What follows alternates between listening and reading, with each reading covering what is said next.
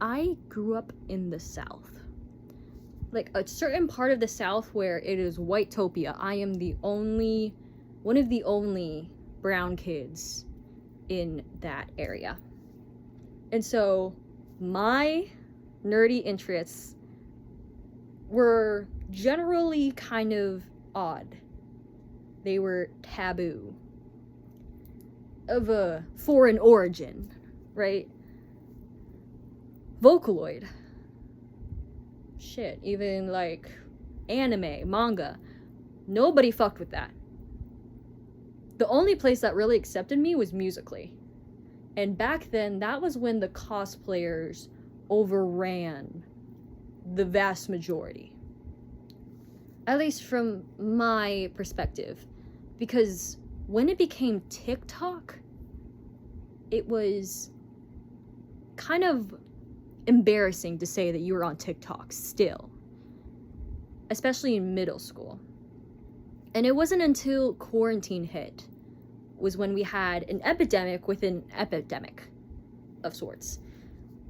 Where while we still have like these cringe compilations, there's this growing bullying problem like within our generation, Gen Z. There is also the mainstream like pushing niche medias into the mainstream. Like anime became this big thing in America, and just Western culture in general. At first it was like Dragon Ball, okay cool, Naruto, okay cool.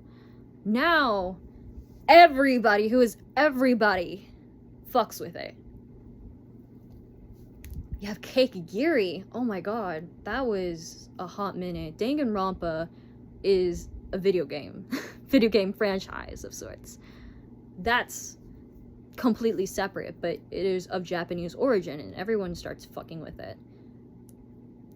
But then quarantine ended, and now we're seeing growing content genre where we have satire.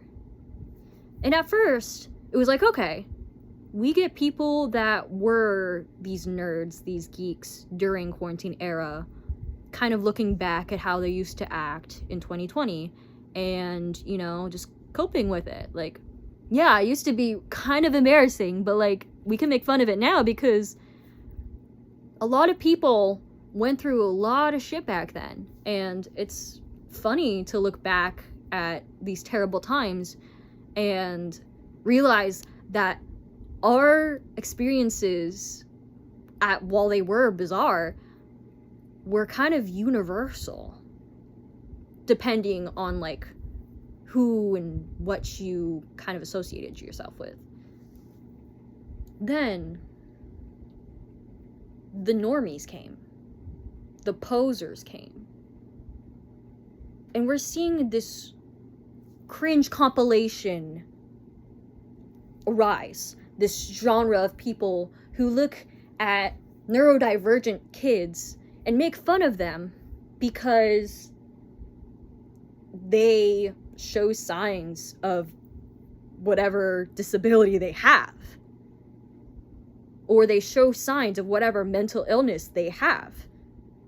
And no one is giving them the help they need. No one is giving them the resources. No, we are looking at these people that need help, that need our support, our acceptance, because they're human beings still. And we're looking at them and laughing at them. We are becoming 4chaners more and more every single day. And there is this growing want to be conservative instead of, well, in quarantine, behind closed doors, we were able to express ourselves however and whatever we want, but now we can't do that anymore because it's cringe, because you guys made it cringe. Now I can't talk about my interests without feeling embarrassed again.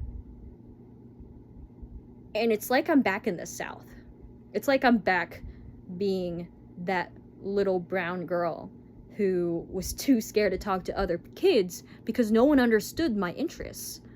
I try to put people on and they're like, what is anime? What are you talking about?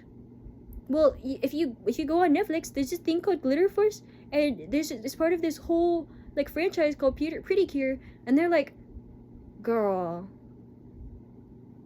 Even Miraculous Ladybug was this taboo thing. And now it's everywhere.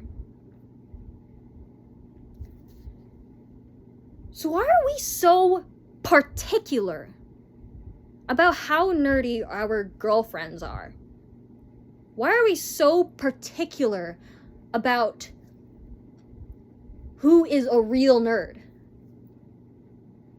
When we are having this whole thing where we're making it taboo, but we're also making it like a romanticization, right? Because I tell people, hey, I like the Spider-Verse. And they're like, oh my god, I love the MCU. No, I like the Spider-Verse. I like comics. Have you ever watched Invincible? Have you seen the new season? I read comics. What is that? Oh, this? Punchline? She's my favorite Batman villain. Have you watched the Robert Pattinson Batman movie?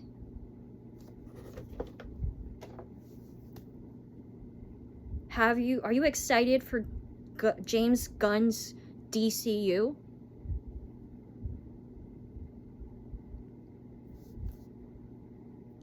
It's really hard being a nerd. Especially in the dating scene where we have a lot of normies and posers. And a lot of these people, I'm going to admit it, I can be really snobby sometimes. But it's kind of justified when the male equivalent of me is so mean. Because they want something less than what they are. They don't want to be challenged. Because of the growing conservatism. Because we see, especially if you're female or assigned female at birth, and you look feminine, you are immediately a target. You are seen as cringe. Meanwhile, the guys get the treatment of like, oh, he's so niche, she's so cool. And I just wanted to talk about that.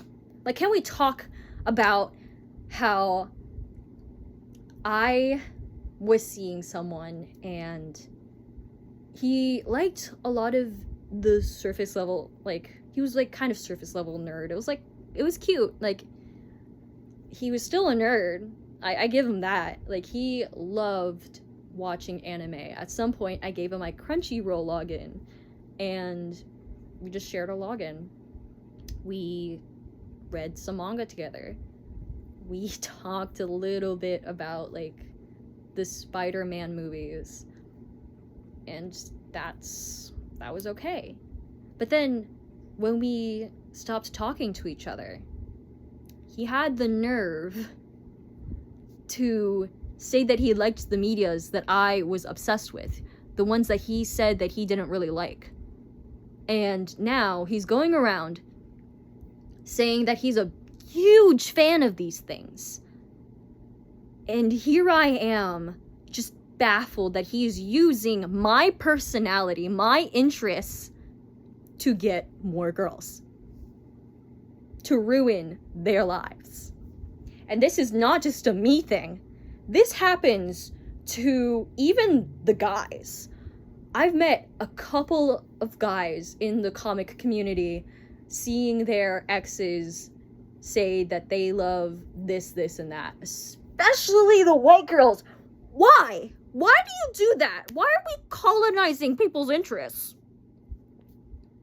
Tell me this. Tell me that. Like, why? Just why? At this point in time, I've settled on getting guys that are nerdy, but not in the type, like, the way that I am. Like, I want a different type of nerdy. I want someone who probably knows, like, all of the coding languages or the programming languages, or some guy that could probably tell you some stuff from AP World that I should have remembered, but they managed to remember it. Or maybe a girl who's like really into botany and gardening and all of that. Just, I hate having someone who is locked into my favorite interests and they try to know more than me, but all they do is just kind of pretend that I'm dumb. And so I've just settled on people that are geeks rather than nerds. Or nerds rather than geeks. Sorry, I watched that one Rhett and Link skit. I totally did. But yeah, why? Why do we do these things? I need to research into that. Maybe I should.